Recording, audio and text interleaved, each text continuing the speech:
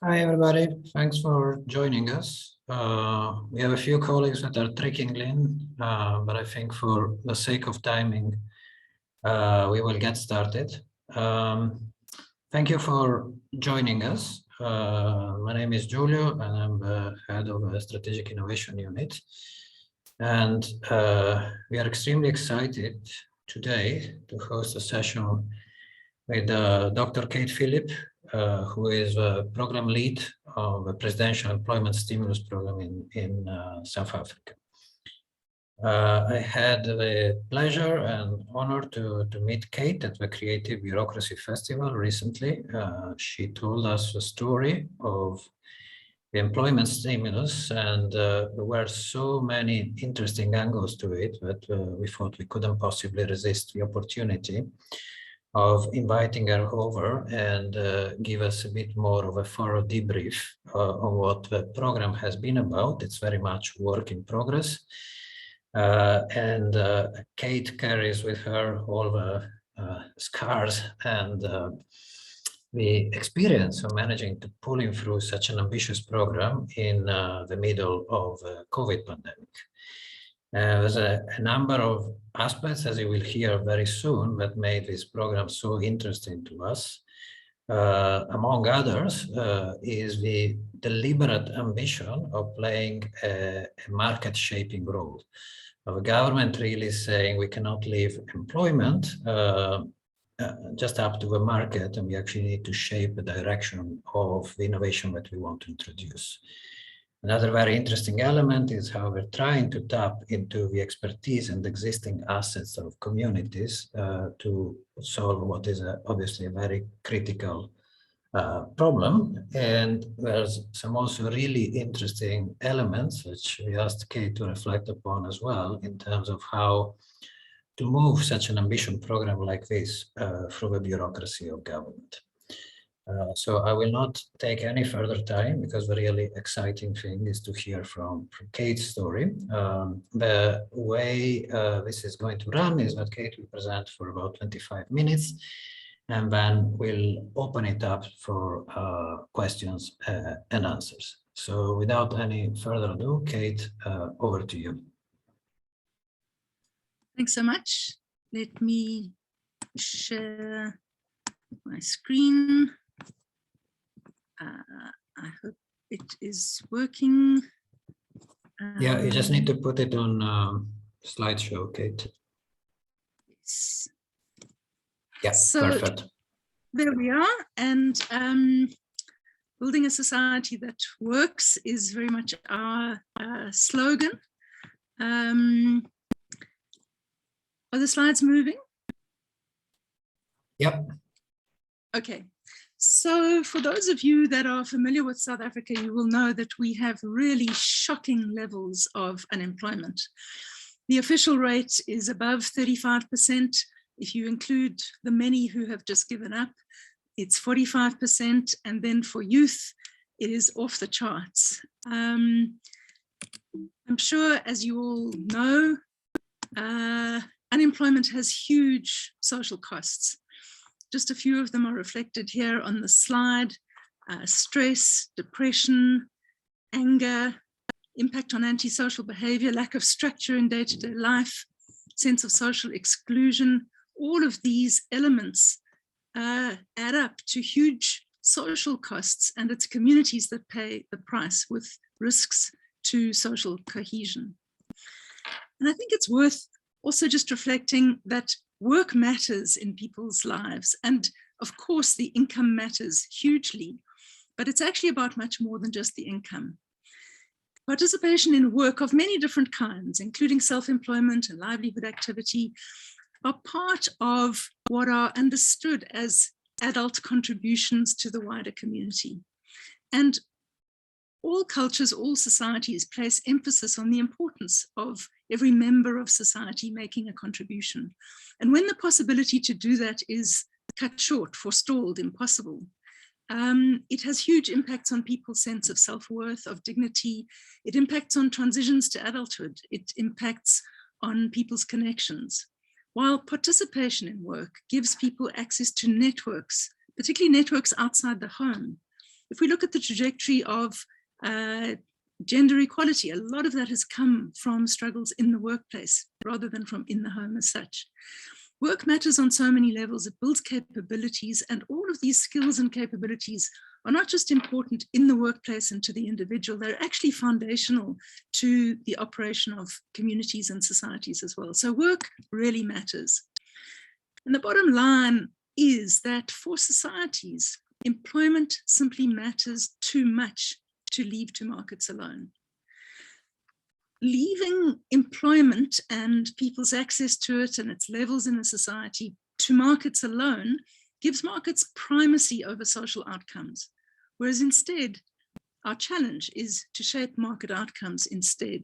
And the big question, and it's an underlying question in this discussion, is if markets are social constructs, how do we construct them differently? And in this instance, it's really the labor market that we're talking about. How do we construct the labor market to achieve different social outcomes? And it's partly in response to that question, not necessarily always articulated that way, that public employment programs have been a strategy in many parts of the world for a long time and have a long track record.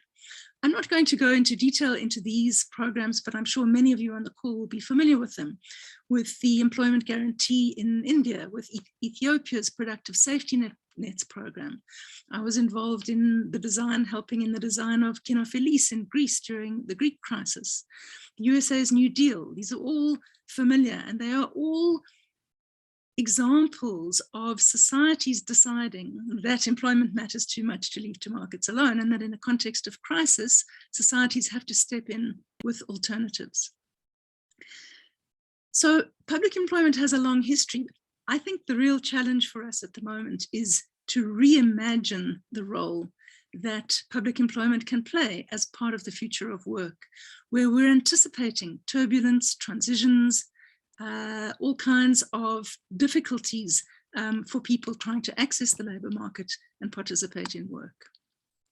So to shift now to the presidential employment stimulus, our crisis of unemployment predated COVID, but it was certainly exacerbated by it.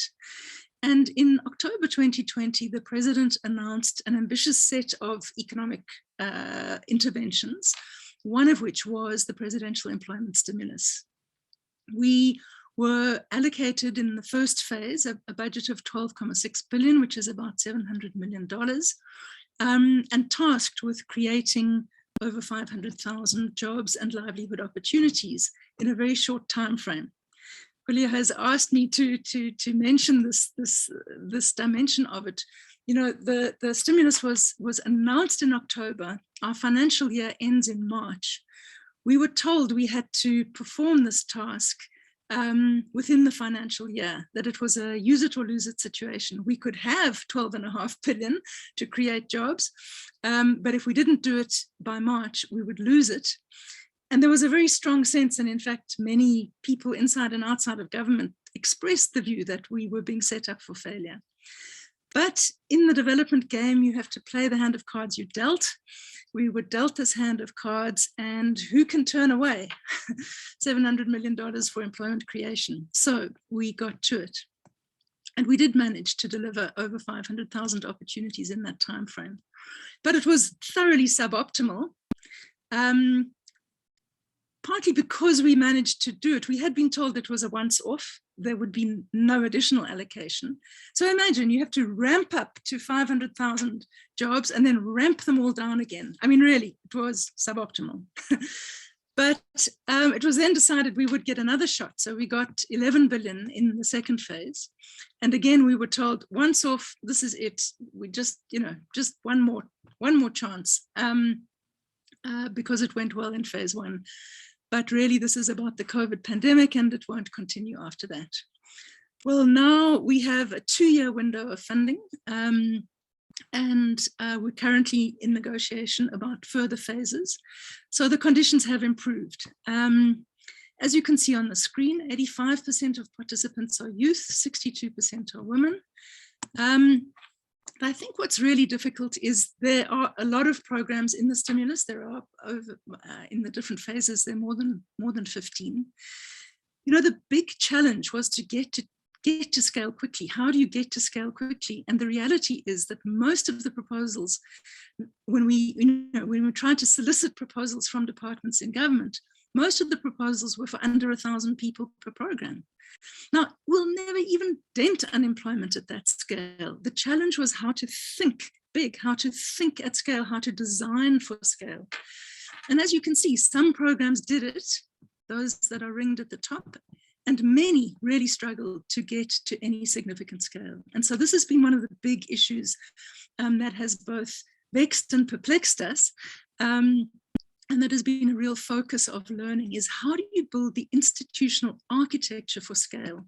And that's what we see ourselves doing at present, because without that, you can't have systemic level effects. And really, there are different design elements involved in designing for scale. So as you can see, there are a lot of programs, and I won't go into all of them. This is just a snapshot of some of them, and I will be going into some more depth on some of those on the screen. But we had a program with the schools. We supported early childhood development. We had initiatives in the waste sector. We had a range of different initiatives, and you can go and see all of them at this link on the screen, which you'll have access to afterwards if you're interested in any particular ones of these. But let me get into some of the examples. Of course, our flagship is the Basic Education Employment Initiative. This is the one where we really hit the jackpot in terms of scale. So we have placed nearly 600,000 young people in 22,000 schools in the two initial phases. And this is just such a fascinating example because it was so easy, to be honest, in the sense that schools are a distributed network. There are 22,000 schools. By placing 10 to 20 school assistants in each one, we were able to get to these numbers. What was also so good about this program is the spatial equity, because every community in our society has schools. And so we reached even the most marginalized areas of the country where often employment creation initiatives really struggle to get traction. What was also good about it is there were two components. There were a component for young people who had not completed school, so unskilled, and then a component for those who had to have passed their school leaving certificate. And for those, graduates were prioritized. And those were the teachers' assistants who worked with kids in the classroom, and the general assistants assisted with things like school maintenance, aftercare activities, sports activities, and food gardens, and those kinds of things. Also, from a work experience perspective, 73% of participants had never worked before. And this was a work experience in which they had almost a one-to-one mentorship relationship with teachers. Now, it's very hard to find that in a workplace, and it's very hard to do it at a scale of where 600,000 people benefit from that over the duration of the program. So really, it had a lot of strengths, and we've had very good feedback. Some of the key features of it from a design perspective is, number one, schools had to opt in. We've had bad experiences where school assistants, on a very much smaller scale, but where have been imposed on schools, and that really hasn't worked well. So the key thing here is schools had to opt in. They had to decide on their needs, and they were responsible for the recruitment and then the supervision, and could hire and fire. So if it didn't work, they were not saddled with someone who is not helpful in the school context. There's no doubt that a critical factor here, particularly in the South African context, was that we paid the national minimum wage. We do have regulations that allow for a much lower wage to be paid in public employment programs. We opted instead to pay the national minimum wage, which meant that from the start we had a strong support from the teachers' unions, and that made a crucial difference. The department also partnered with the non-state sector to design and roll out a whole range of online, in the pandemic, education programs for the assistants, including reading for meaning, child and youth care workers, IT skills, and so on. 94% of 60,000 teachers surveyed loved the program, wanted it to continue, believed it strengthened learning outcomes. We've also got research that's showing that to be the case. So that was, without a doubt, our biggest success in terms of scale. I think what is important about this program is that this can work anywhere. This can be replicated anywhere in the world, I believe, with very similar results. To reach scale quickly, get young people activated and engaged. One of our other big programs, and we didn't just do traditional public employment, we tried to support livelihoods as well. So one of the other programs was providing production input vouchers for subsistence farmers to try to get them back into production, which had been disrupted in the context of COVID. What was so exciting about this program is that for the very first time, the department used a USSD platform for the applications, and they were really worried that the most marginalized farmers would not be able to access it. Lo and behold, the people who loved the platform application process the most were the most remote farmers, because it meant they didn't have to get in a bakkie or a taxi or a van and drive 40 kilometers and queue at a government office and fill in a paper-based form. They got the vouchers on their phone, which they could then use at suppliers for production inputs. The other advantage is that for the very first time, the department got a geospatially located reference database of subsistence farmers with their different production activities and categories spatially mapped for the first time, providing a really strong basis for then providing more effective follow-up support. The creative sector, we decided to take a slightly different approach as well. We decided they could create their own jobs, creative as they are. And the mechanism here was to use our National Arts Council and National Film and Video Foundation to issue calls for proposals. So creatives were challenged to create jobs, to initiate proposals, to create outputs of value in the sector that could create jobs for themselves and for others in the sector. So movies, plays, music, performance, all of that. What is exciting about this particular one is that many of those outputs were then able to earn additional income through movie, theatre tickets, sale of rights, and so on, at the same time as generating cultural energy, if you like, local content, which was quite crucial in the context of the dire context of the pandemic also. So it's an example of leveraging the public investment to create further income. And there's some great stories. I mean, movies were made. I particularly like this one at the bottom where this young fellow is a movie maker, but he decided to use the funds to set up an open air movie theatre, the very first in a place called Putari Chaba in Kwakwa, which is quite remote, and was excited to create jobs that way. We created a challenge fund for innovation in the cities to innovate in the public employment space. And the kinds of things that came forward were things like digitization of city records, innovation in waste recycling, community safety, improvements to informal trader spaces, and so on. And one of my favorites is a partnership with an NGO that works with homeless people that used public employment to involve homeless people in work in partnership with the private sector, involving them in precinct management in the inner city, as well as doing urban food gardens on public land. We had programs targeting graduates. All 26 universities have come on board. This is pretty small. The reason it's pretty small is because our National Treasury was skeptical it would work. We wanted it to be bigger, but it has worked, and universities say they can take more, and it's had enthusiastic uptake in the universities. The critical thing is that people must do work related to their graduate qualifications so that the work experience is really relevant and meaningful to their pathways forward in the job market. We've had an environmental focus, and here this is also a space where we're trying to experiment with using public employment for market development. And this is an example in the space of ecological infrastructure. This program that you see profiled here was dealing with catchment management issues.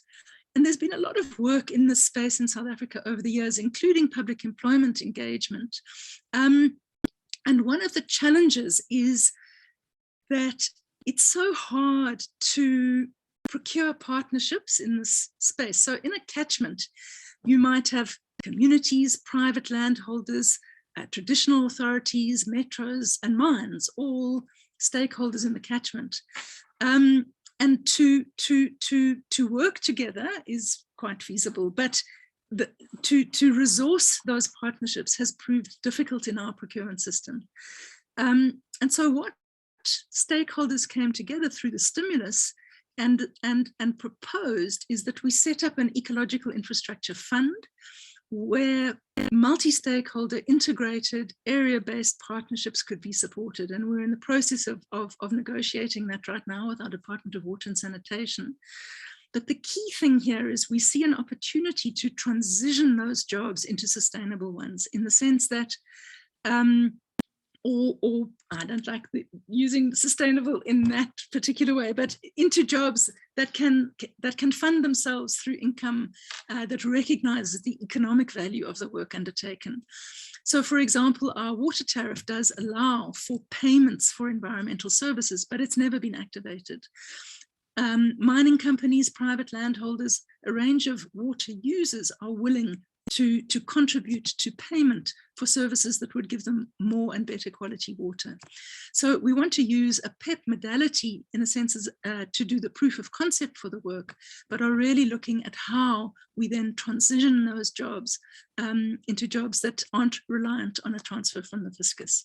We're doing the same in the waste sector, looking at things like carbon credits, and recycling and using public employment, but trying to build, in a sense, the proof of concept for employment in those spaces. And now let me focus on which is one of my favorites in the portfolio, which is the Social Employment Fund. And with the Social Employment Fund, this was based very much on the premise set out in the quote, which is that we're working on the premise that there's no shortage of work to be done to address the many social problems in our society. The aim is to support the considerable creativity, initiative, and institutional capabilities that exist in the wider society to engage people in work that serves the common good. That was our president at the launch of the stimulus, because right from the start, this was what we wanted to do with it, was to initiate this form of engagement. So what do we mean by social employment? How do we distinguish it from public employment, which I've been talking about in a sense? I mean, the phrase was coined really to capture that, you know, often the public sector partners with non-state actors, but in a service relationship, in a contractual relationship, if you like, where what is done is defined by the public body. Here, we were trying to create a mechanism where the work would be determined by the partners themselves. So really an enabling mechanism to support what we called work that serves the common good. And the term is broad because it was meant to be broad, because we want and believe that communities are best placed to identify what work would best serve the common good in their context. So it can include placemaking, community safety, food security, art, drama, and sport, pretty much anything that contributes to the SDGs, really, that communities feel is a priority in their context and where there's energy and initiative to take that forward. Crowdsourcing ideas for social employment. You know, what is so striking is exactly what the president said, which is there is no shortage of work to be done to make communities a better place. So I like this Dr. Seuss quote, "Oh, the things you can think up if only you try." And in fact, if only you ask people, the things they can think up, if only they're given the platform and the opportunity. So I won't go through all the little bubbles on the screen, but as you can see, there is no shortage of work to be done and plenty of scope for creativity in what that work is. And I think this is part of what we mean by reimagining public employment, because, you know, historically it is often focused on things like infrastructure, which are very important, but there are so many other forms of work that can contribute to a development agenda. And these are some of the examples of what those are. So this is what we were trying to enable with a social employment fund that was set up. And I mean, there are so many examples now of forms of work emerging, but I'll just use one or two. So here is one where this is being used to address the burden of unpaid care work. And this is an issue I'm sure you're all very familiar with. It's an unresolved gender issue. The burden falls very strongly on the shoulders of women. By paying for care through a public employment modality, it gives it social recognition and it gives it an economic value. It institutionalizes community-based care, and crucially, it helps translate what is often an individualized burden within a household into a shared and socialized form of work that gives the carers, but also those receiving care, access to wider networks of support. And this is the kind of initiatives that we're hoping to unlock and stimulate through this kind of mechanism. So the attempt is to institutionalize and enable community-driven forms of solidarity as well. This was made so clear during the pandemic, where things like community kitchens emerged, run by volunteers, but many of those volunteers were themselves unemployed. And yes, there were all kinds of partnerships with restaurants and farmers and public bodies, and there was vital solidarity to deal with the problem of hunger in the pandemic. The problem with these kinds of volunteer activities, though, important as they are, is they can become very hard to sustain. And we see a social employment instrument as a mechanism to help sustain this kind of local initiative.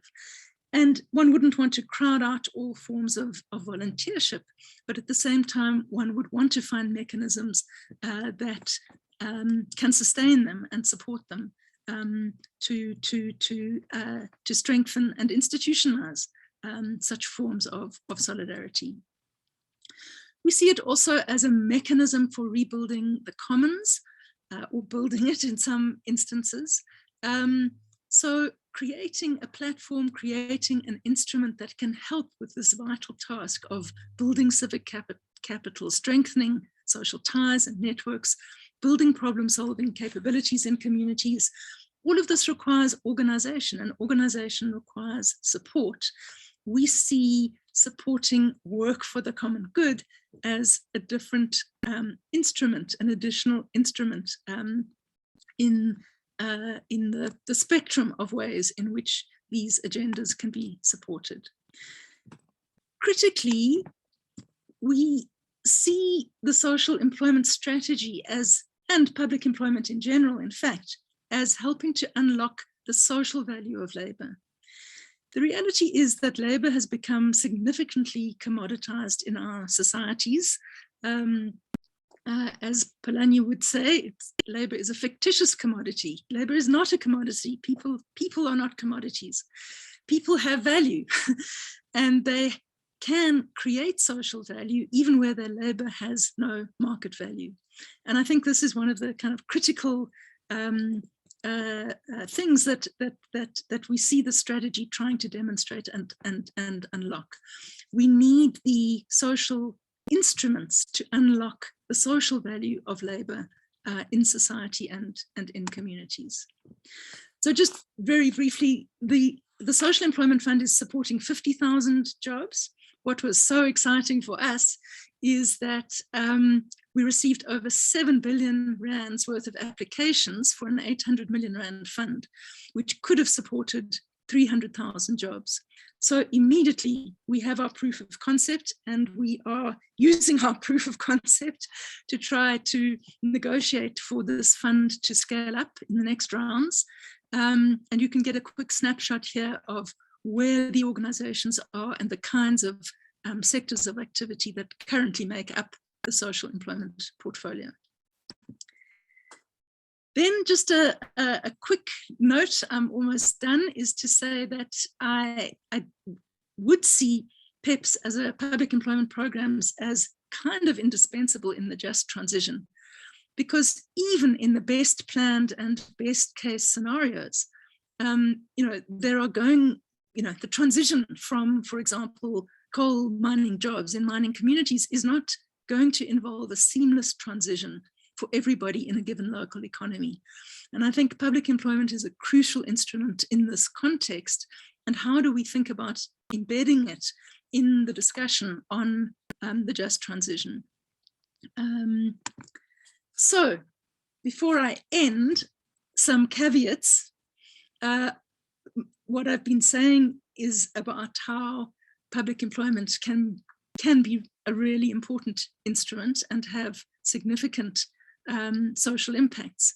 I think we need to recognize also that public employment programs can also be really dreadful. And there's quite a history of truly awful public employment programs around the world, which pay poverty wages, have poor working conditions, the work is drudgery, they can be stigmatizing, there are problems of payment, far from giving people a sense of self-worth and dignity. All of that erodes all of that. Often they have delivered poor quality public goods and services. There's a history of problems of patronage and corruption in these kinds of programs. I think it's really important to be very alive to these issues. And believe me, our programs in the stimulus have not been without challenges and problems also. Certainly, presenting the upside, we have certainly faced a range of challenges, and there are critical design choices that have to be made and implementation design issues that need to be seriously thought through to prevent these kinds of outcomes. So let me not leave you with a rose-tinted perspective of this. Getting it right requires really good design and really good support to implementation. And this is one of the, I'm going to digress slightly here, but I won't digress for long. One of the critical debates we've had, particularly with our National Treasury, is over the issue of program management, which is often seen as almost a form of leakage, as if somehow investing in program management is money that could rather be spent on the participants. And much as I'm for spending as much on the participants as possible, what experience tells us is that if you cut program management costs, not just to the bone, but beyond the bone, all participants will suffer because the program will be poor quality. The marginal returns from adding a few extra people, from cutting program management costs, does not deliver good investment outcomes. So, we've had a lot of debate about the amount of the proportion of funding that needs to go to setting up proper program management and systems. So finally, in conclusion, I hope I've convinced you that public employment programs are a very versatile development instrument. There's a need and an opportunity to reimagine them as a transformative instrument, and to understand this also as a way of socially constructing labor markets differently, in ways that can unlock the social value of labor and, in a sense, leave communities less vulnerable to systems in which employment depends on markets alone. I'll end there. Back to you, Julio. Wonderful, Kate. As inspiring as imagined, and as I suspect there was already zillions of questions filling in, so I'll get to them in a second. Before we do that, however, I cannot let you go because there was one remark on one of your slides that intrigued me, so I'll just take my privilege as facilitator to ask you to comment briefly on that. And it was your slide on scaling. And one of your bullets said scaling is different from replicating. I wonder if you can elaborate on that, and then we get to the other questions. Yes, and I don't have all the answers on this because we're still trying to figure it out. But, having worked in the development sector for many years, often we do what we call pilots, or we do kind of small scale interventions. And then the vision of scaling them is kind of that they will be replicated in all kinds of different contexts. I mean, there are instances where perhaps that can work, but I think one of the things that we've learned is that the institutional mechanisms that enable scale need to be thought through differently from the start. And so, you know, an example would be something like the Social Employment Fund, where rather than experimenting with an example of, you know, a social employment project, the approach was to create a funding mechanism that solicited initiative from the wider society. And we were overwhelmed with the scale that generated, and with a scale of ideas that were way beyond what we'd come up with, you know. So it's about how do you design instruments that unlock the capacities that exist to respond to the opportunity being created. I don't know if that's clear, but yeah, no, that resonates very much. The discussion we're having is how the mechanism of funding many of these innovation pilots actually reduces your options over time. You're supposed to find the winner, and that by magic this replicates, as opposed to actually the mechanism you're describing, which from the beginning is designed to expand your options over time and keep growing, right? And it's a very different way of starting. Anyway, enough for me. Let me just get to some of the questions that are for Dean. Let me go to the first one. It says, I'm curious to know, how did you go about designing some of the employment schemes, water pollution, schools, youth employments, etc.? How did you get to a point where you have a scheme ready to deploy? So we had 6 weeks to design the whole program in phase 1. I mean, to be fair, I'm trying to remember the quote, and I know that the person who this quote is from is not someone one normally wants to quote because they're quite a right-wing economist. But the quote was, in a time of crisis, the ideas that are lying around are the ideas that will be taken up. And so part of one's job is to make sure the right ideas are lying around. The schools program, for example, placing school assistants in schools, I had actually first proposed to our cabinet about 8 years ago. And it had lain around since then. And so when the crisis hit, well, it was top of the pile of ideas lying around that could be quickly deployed. So, I mean, it was, you know, it was a ridiculous process at many levels, but we were able to marshal a lot of good people and good ideas, and because it was a crisis, people were willing to take risks that under normal circumstances they would not have done, you know. Even some of the government departments who, if you think of the Department of Basic Education, they took a huge risk taking on that huge program. And there was a sense of a bigger purpose, if you like. I mean, public officials are supposed to always have a bigger purpose, but in a context of crisis, there was that sense of, we just have to do this. We just have to test this. We just have to make it happen. I mean, in terms of the actual modalities of it, we were asked by the president to come up with a proposal to convince the National Treasury that it could be done. So we came up with a set of ideas, and we then took that to the Director Generals of all the departments in our cluster system in government and presented a kind of umbrella concept of, we can do this and this and this and this. Quite a lot of the things that we proposed didn't see the light of day. Departments didn't want to do them, didn't like them, weren't persuaded.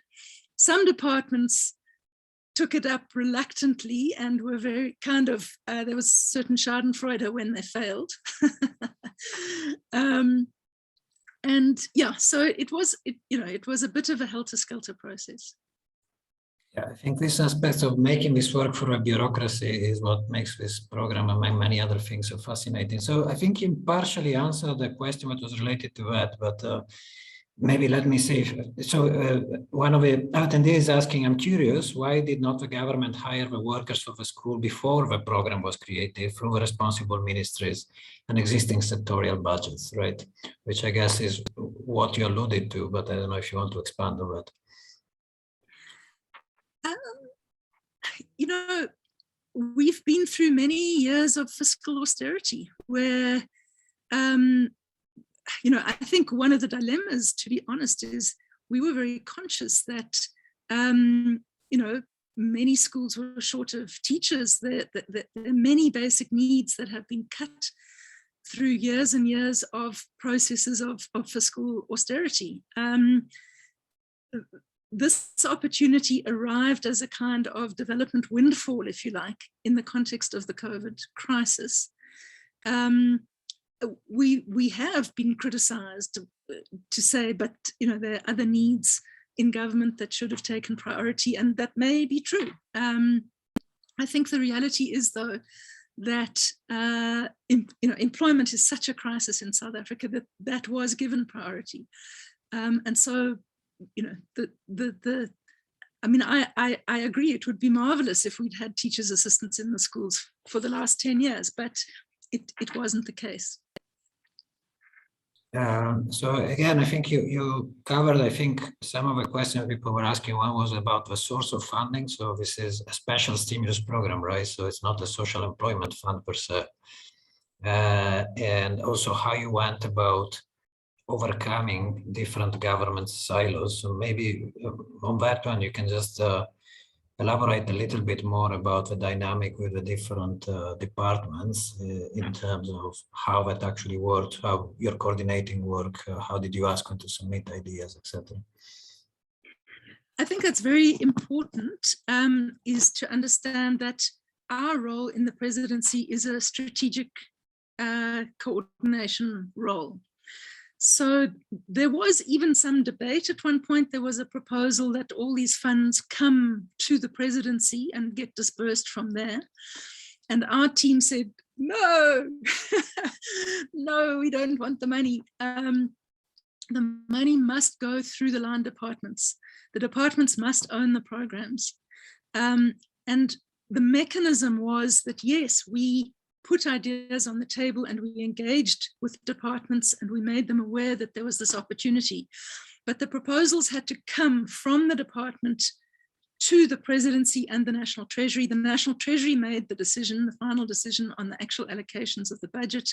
Our role was strategic support, design support, lobbying, and we provide a coordination and support role to all of those departments in the process of implementation. But we weren't substituting for existing structures and systems.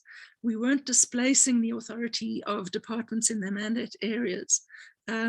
Departments had to come to the party and, you know, want to submit proposals and to take the opportunity. Yeah, so yeah. So there's a couple of questions that are related to usual development question. How do you measure results? And also the question around longer term sustainability of some of this employment that you created. And also how do you get a political buy-in for something that might be just short-term relief? So I'll start with the last one. It helps if you have the president bought in. So from a political buy-in perspective, this was very much championed by the president, who thought it was crucial. So, you know, that solved that problem. In terms, oh, now I've forgotten. Sorry, what are the other questions? Monitor and evaluation and sustainability. I wish we were doing better on monitoring and evaluation. We did make a proposal. The only funding that we asked for as the presidency was for monitoring and evaluation, and it was declined. So our National Treasury did decide that that was not contributing directly to employment creation, which was the purpose of the funds. And so we did get no budget for monitoring and evaluation. That hasn't meant we haven't done any. We have done all the kind of number crunching stuff. So, we can monitor the number of jobs and a range of indicators related to that. We have also tried to mobilize resources from within departments and from donors to support monitoring and evaluation. But it's an area where also, to be honest, particularly in the first phase where we had 5 months, there was like no headspace for monitoring and evaluation. There's no time, which I regret, but it was just a fact of life. But that is certainly an area where we want to do better. On sustainability, South Africa is the most unequal country in the world, according to the statistics. In a context like that, then you need redistributive policies. You need policies that recognize that your economy doesn't work for people in the way that it needs to. And the state needs to intermediate to ensure that resources are redistributed in the society. So from my perspective, sustainability derives from that policy context. These programs are as sustainable as the fiscus is sustainable. But for as long as the fiscus is sustainable, mechanisms that redistribute opportunity are critical to the sustainability of our society. So that would be my take on the sustainability issue. Thank you. Let me ask you a question from Radhika. I should put her name so we can know. So while South Africa has a history of innovation, in many other countries there is a pushback in favor of cash transfers or perceived challenges in changing perceptions about the capacity to roll out such programs speedily. How would you make the case to a policymaker, I guess? And can you speak about how they have had labor markets to work better? Okay. That's a very important discussion. In South Africa, as it happens, I was also involved in the design of our social relief of distress grant, which was a cash transfer that was the very first intervention, economic intervention or social, large-scale social intervention, however you want to describe it, in the context of COVID, in a context in which our social protection system hadn't until then covered unemployed people. Quite a bizarre anomaly with unemployment at our scale, that our social protection systems did not cover the unemployed. But that gap was closed by the social relief of distress grant. And of course, the debate has been, how can we extend that grant? And the debate has sometimes been posed as it's either a cash transfer or it's the public employment programs. We are very adamant that that is a flawed debate. These are not interchangeable instruments. They serve different purposes. Both are needed. Public employment cannot reach every corner of the society, cannot reach all of the people who are in need of income support. People in need of income support include people who are in labor-stressed households, who are unable to participate in work. So we see it as a real false equivalence to say it's either public employment or it's a cash transfer. Similarly, even if we had a basic income grant, which is a policy debate at the moment, as I said at the beginning, work matters, employment matters to people. Our development vision can't be limited to minimum incomes.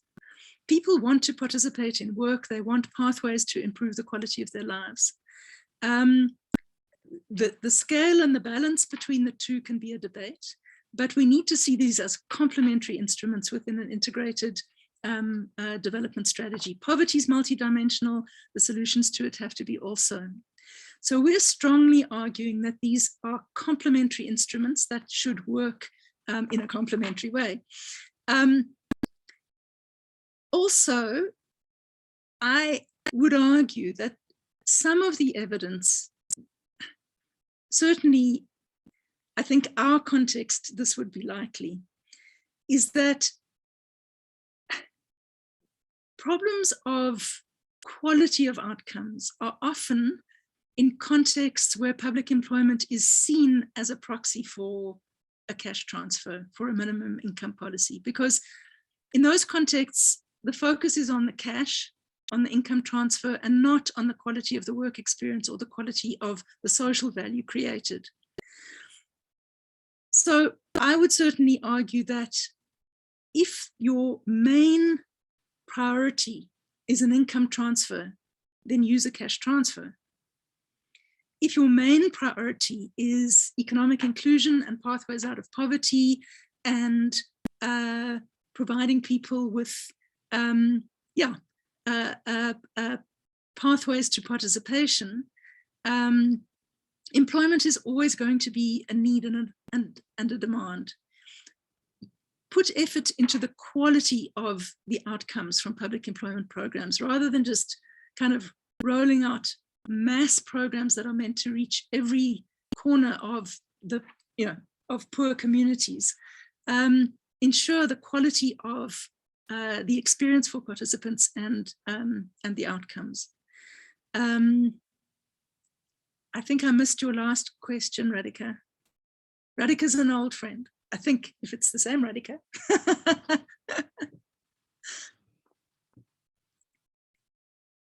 You're muted. Julio, you're muted. Sorry. The second part of the question is, can you speak a bit more about how intervention help labor markets work better? Well, I think labor markets work better when people aren't just dependent on market outcomes, in the sense that when people have no alternative but to accept work that is exploitative and demeaning and a poverty trap, which is some of the work that is on offer. When people have no alternative to that, then that's the model, that model is able to thrive. So I think that when people have an alternative that has some minimum level of decent work embedded in it, it places upward pressure within the labor market in terms of quality of labor market conditions. I mean, I think we have seen this to an extent in Narega in India, where some of the research does show that by paying wages that in some states were above market rates were pushed up in contexts where in the agricultural sector wages were at poverty levels were extremely low. So I think providing alternatives that set a minimum labor standards floor can act as a really positive mechanism within the wider labor market to do exactly that, to set a minimum labor standards floor. But I think the other impacts are, in our context, 55% youth unemployment. And that's the average. We have communities where unemployment is like 90%. You have this intergenerational problem developing where when people have not had the experience of work, they never have the opportunity to learn work skills. And one of our biggest barriers to employment is that employers don't want people without work experience, but most of our young population has no work experience. And employers say, no, the cost of getting them up to speed and building their work capabilities is too much. So one of the things that we see these programs doing is bridging that gap, actually building work capabilities so that people are more employable. Because the longer people are unemployed, the more unemployable they become. So we have to break that vicious cycle. And we're actually seeing really interesting outcomes, particularly for graduates.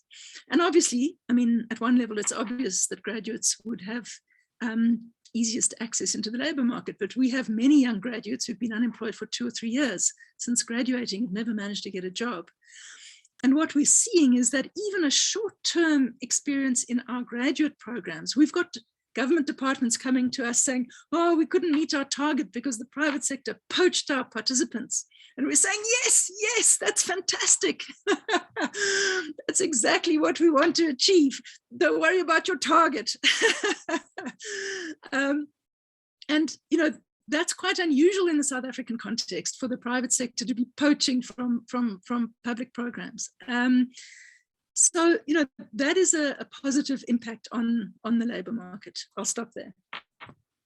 Maybe I'll be with a very final quick question since we're running out of time, but since you mentioned private sector, one of my questions was, did you actually try to engage a private sector at all in the whole scheme?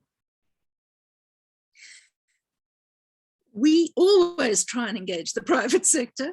And we have many programs that are in partnership with the private sector that are not necessarily part of the stimulus itself. So there are a range of there's a employee tax incentive. There are programs that try to incentivize employment through, in our context, Black economic empowerment points, which are a key factor in our regulatory makeup. We have a range of different interfaces with the private sector. We are, you know, in the first rounds, it was about getting jobs on the ground as quickly as possible, and the private sector was devastated by COVID. Certainly things like, I mean, if you see subsistence farmers as part of the private sector, but I think that's perhaps not where the question, and, you know, the creative sector, we were supporting some of the more marginal ends of the private sector. But we've certainly engaged with them, and right now are in fact engaging around the exit strategies for the current cohort of school assistants, because we've got a large group of school assistants coming off their placement at this point. And we are actually meeting with the private sector to talk about how they might support, how we might support pathways. But in general, we engage pretty regularly and robustly with the private sector. Super. Kate, thank you very much. And apologies, there's at least a couple of questions we didn't get to, but if you're okay, Kate, we'll send them to you by email.